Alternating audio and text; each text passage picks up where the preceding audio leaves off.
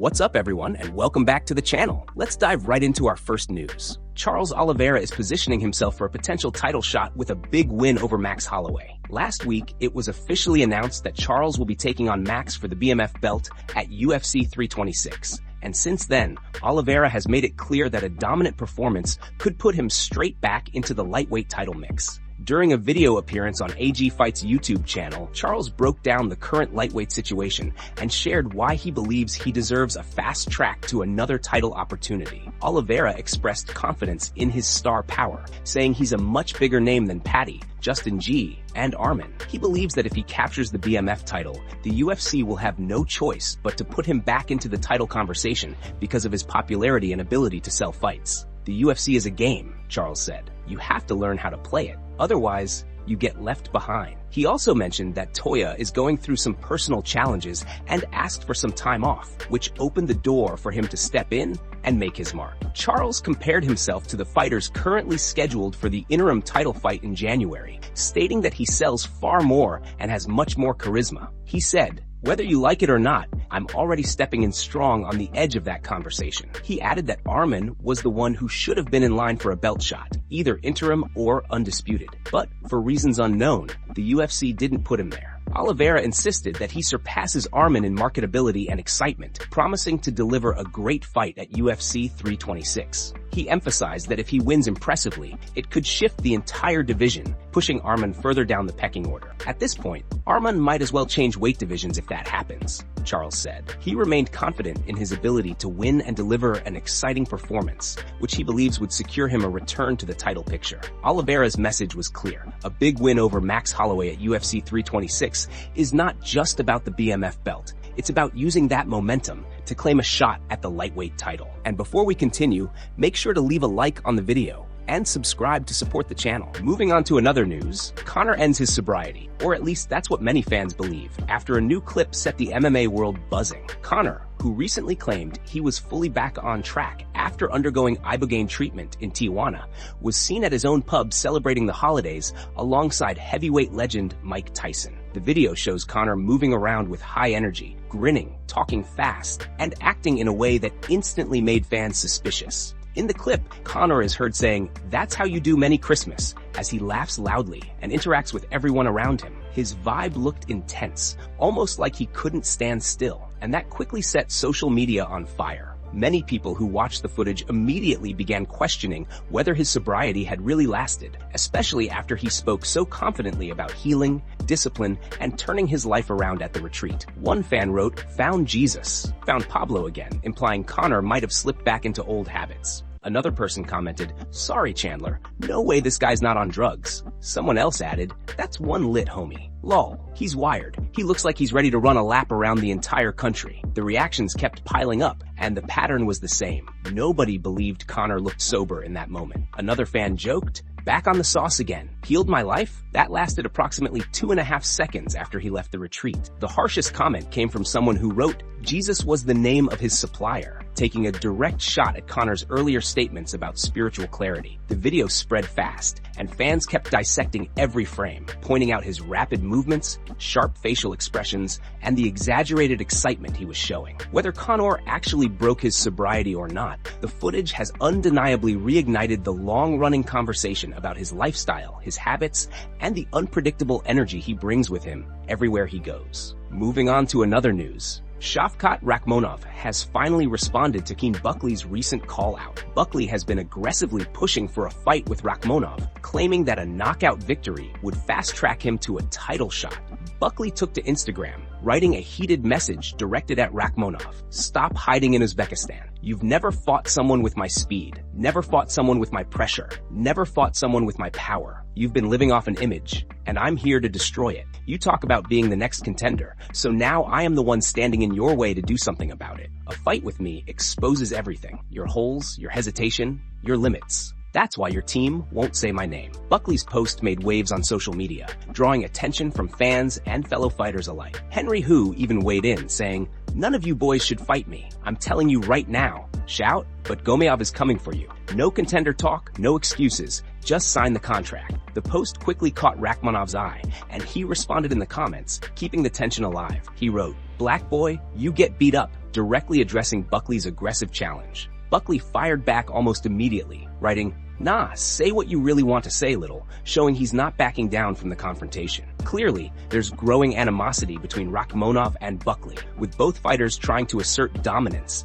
and push the other into accepting the fight. Buckley is determined to prove himself as a top contender and sees Rakhmonov as the perfect target to fast-track his way to the title. On the other hand, Rakhmonov has maintained his calm but firm stance, making it clear he's aware of Buckley's hype but won't be intimidated. The back and forth has caught the attention of the MMA community, with fans eagerly watching to see if this matchup will be officially booked. If this fight does get confirmed, it promises high stakes, intense action, and a clash of styles that could shake up the division. Both fighters have made their intentions clear, and the tension is now at a boiling point, setting the stage for a potential explosive showdown. Moving on to another news. Joe Rogan and Brendan Allen have stepped in to defend Khamzat after his recent run-in with Ian Gary. The situation unfolded during a brief but heated altercation that instantly went viral. Brendan Allen appeared on Joe Rogan's podcast, where the two broke down exactly what happened and why the moment looked far different when seen from another angle.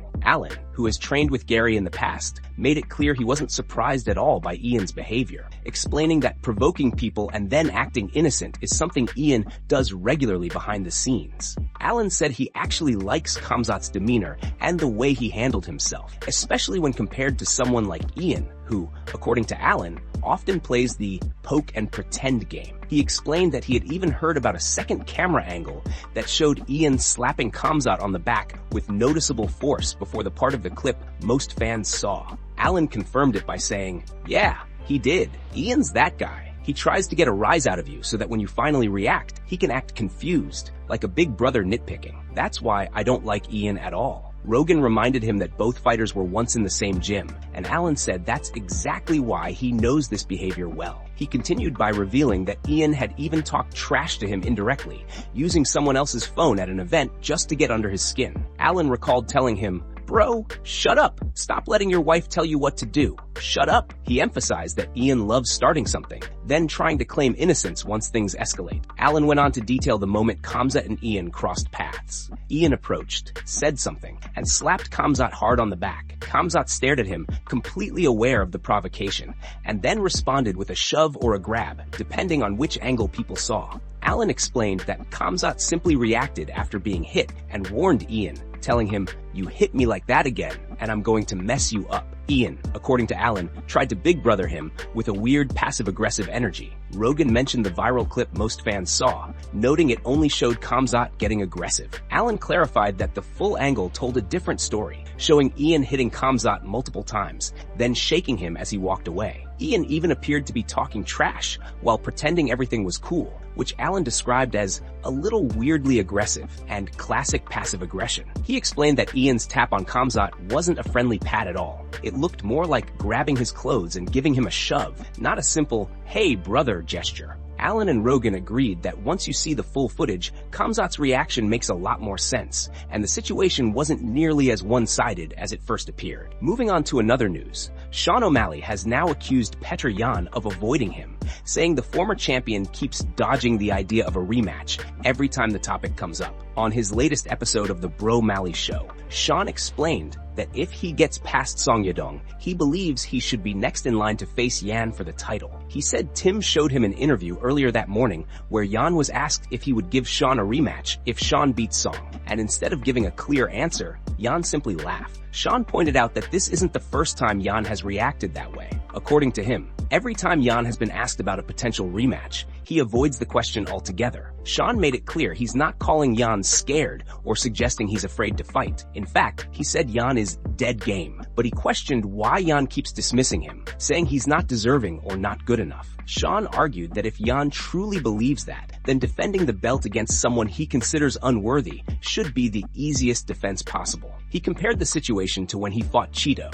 explaining that fighters take on all kinds of matchups, and champions shouldn't act selective when claiming someone isn't on their level. Sean said Yan mentioned Merab and Umar as possible rematches, but brushes Sean aside every time. To Sean, that feels contradictory, especially when he's one win away from solidifying his spot. Sean acknowledged that he still has to get through Song Yadong first, and he emphasized that it's no easy task. Song is a dangerous opponent with real power and speed, and Sean knows he has to perform flawlessly to earn his shot. But he made it clear that if he does win, he believes the rematch with Jan should be obvious. He feels he's earned the right to be in that conversation, and the idea that Jan keeps laughing off the matchup doesn't sit right with him. He ended by saying that the division is heating up, and once he gets past Song, there will be no excuse left for Jan to avoid the rematch everyone expects. Moving on to another news, Brendan Schaub didn't hold back on his criticism of Daniel Cormier over his UFC 323 commentary. On his Thick Boy podcast, Schaub addressed the fight between Merab and Petr, arguing that DC completely misread the bout. Schaub explained that while DC made it sound like the fight was close and even slightly in favor of Merab,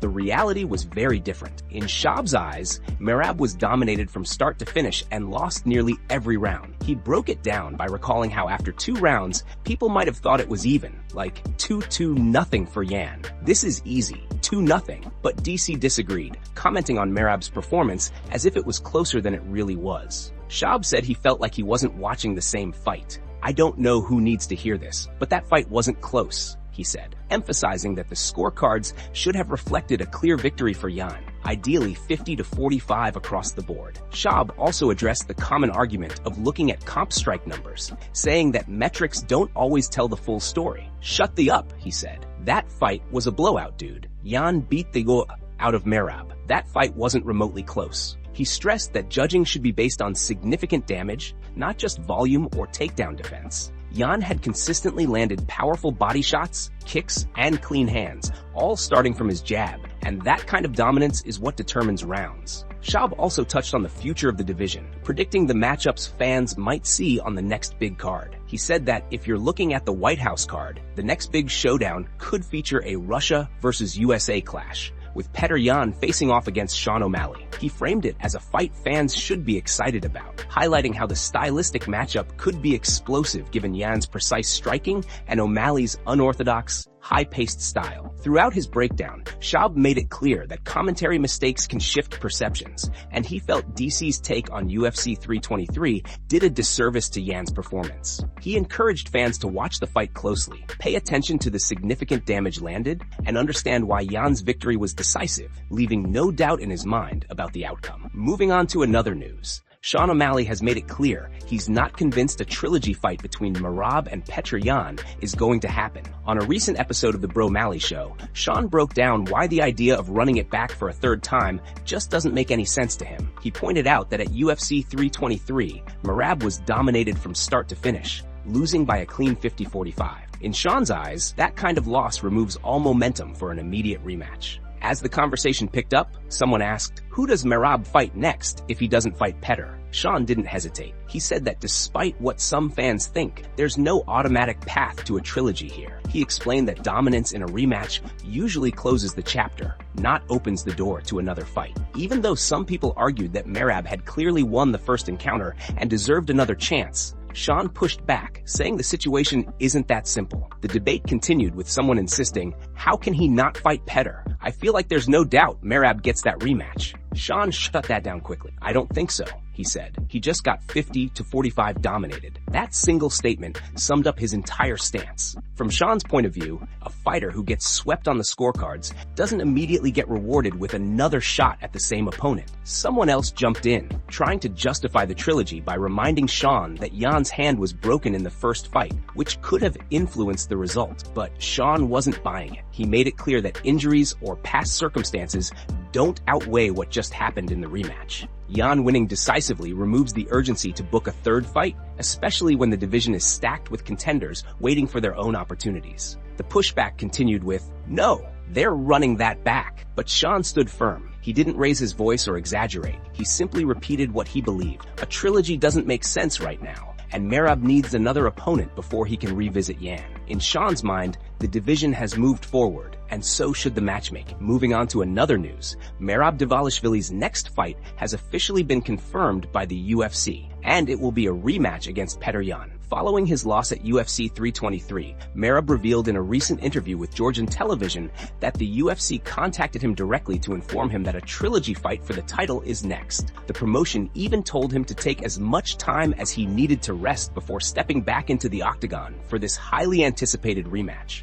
Merab translated the conversation, saying, "The UFC contacted me and said, please rest as long as you want. Your next fight is a rematch with Petr for the belt. Rest as long as you want and call us when you're ready." Despite being offered as much time as he needs, Merab made it clear that he wants to remain active. He stated that he didn't sustain any serious injuries in his last fight and hopes to schedule the rematch earlier, potentially in the spring, around April. He also mentioned that the fight could be scheduled for the summer if necessary, but his goal is to stay sharp and ready for the challenge. This shows Merab's determination and eagerness to immediately get back into the title picture. Earlier this past weekend, Merab stepped into the cage for the 4th time this year to defend his title. Unfortunately, he was unable to make history by defending the belt 4 times in a single calendar year. Despite the setback, Merab has stayed in good spirits, continuously posting videos online, appearing happy and focused after the loss. On X, he provided an update on his health and reaffirmed his readiness for the rematch